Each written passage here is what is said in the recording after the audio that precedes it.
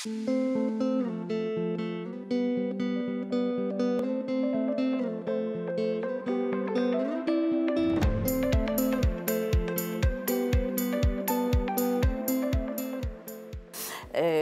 sont, selon vous, les enjeux prioritaires que doit avoir le dirigeant ou la dirigeante en tête? Je vois 3 dimensions qui, de mon point de vue, devraient faire partie des focus, des enjeux, des défis du dirigeant. Premier défi, premier focus, première obsession, positivement obsession, faire en sorte que l'entreprise soit rentable, que tout ce que l'on fait dans l'entreprise soit rentable. Ça peut être de l'ordre du jeu.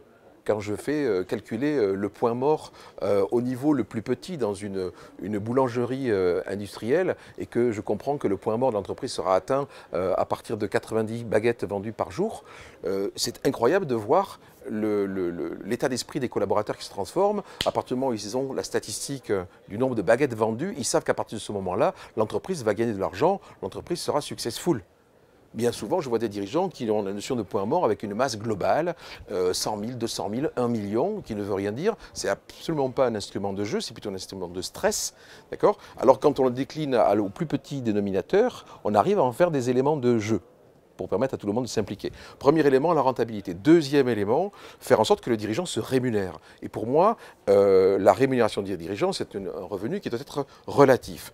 Je dois obtenir de l'entreprise le revenu financier nécessaire pour assouvir ce dont j'ai besoin, mais également me laisser le temps nécessaire pour vivre ce qui est important pour moi. Donc l'association entre le temps et l'argent. Je vois des dirigeants qui gagnent beaucoup d'argent, mais qui n'ont pas de temps pour eux, ce qui me paraît complètement aberrant en tant que dirigeant. Je vois deux dirigeants qui ont plus de temps, mais qui n'ont pas d'argent, qui ne se payent pas, qui se sacrifient, ce qui est absolument contre-productif pour une entreprise saine. Premier élément, faire en sorte que l'entreprise soit rentable par le jeu. Deuxième élément, que le dirigeant se rémunère réellement. Et troisième élément, troisième focus, que l'entreprise ait de la valeur et un maximum de valeur au moment où elle sera vendue ou cédée. C'est un élément qui est bien souvent oublié.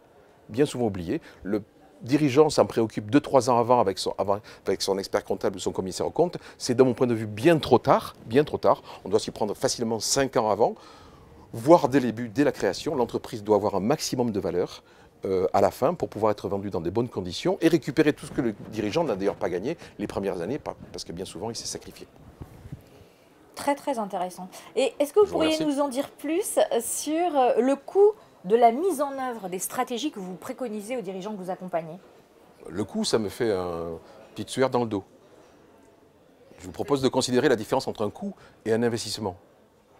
Je considère que si le dirigeant doit investir dans un programme d'accompagnement, il va investir effectivement un petit peu de temps, il va investir un petit peu d'argent, mais qui dit investissement dit retour sur investissement. Et dès la première année, un des focus du programme, c'est de vérifier qu'on va bien aller chercher dans la rentabilité de l'entreprise l'amortissement du programme entre 2 et 7 fois en année 1. Entre 2 et 7 fois en année 1. Entre 2 et 7 fois en année 1. C'est mon engagement. C'est l'engagement que vous prenez, donc ce qui veut dire que c'est totalement indolore pour l'entreprise. On peut dire que c'est gratuit. D'accord. Voilà. Quel est selon vous le meilleur moment pour commencer un accompagnement avec vous?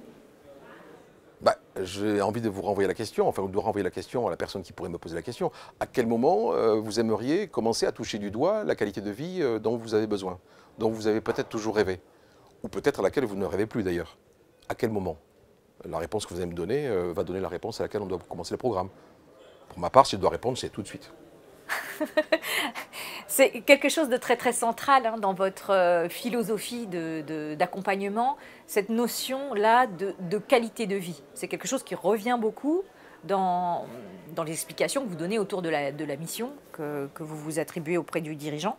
La qualité de vie reliée à la qualité du temps que l'on accorde aux choses importantes, la qualité de vie qui est reliée à l'argent que l'on génère avec son entreprise, la qualité de vie avec aussi l'équipe dont on s'entoure. Bien sûr, bien sûr. Donc tout ça, pour un mot de la fin, qu'est-ce que vous auriez envie de nous dire autour de cette qualité de vie du dirigeant? Vous avez envie d'améliorer? Vous m'avez posé la question qui est au cœur du moteur qui m'anime aujourd'hui dans cette mission depuis plus de 12 ans. Je l'ai exprimé au travers de mon histoire personnelle que j'ai voulu partager. Si je fais ce métier, c'est pour une seule raison, permettre, aider ces fameux dirigeants que je vais accompagner à trouver la qualité de vie dont ils ont toujours rêvé, grâce à leur entreprise. Sans ça, ça n'a pas de sens. Le dirigeant qui veut que je l'accompagne pour gagner plus d'argent, sans savoir à quoi ça sert, je ne l'accompagne pas. Le dirigeant qui veut un programme pour permettre à ses collaborateurs d'être plus motivés, sans que je comprenne pourquoi, en quoi ça va contribuer à sa qualité de vie, je ne l'accompagnerai pas. Donc on va mettre tout au cœur. La qualité de vie du dirigeant doit être servie par l'entreprise. Merci beaucoup Thierry Je vous en Bontemps. prie, Marianne.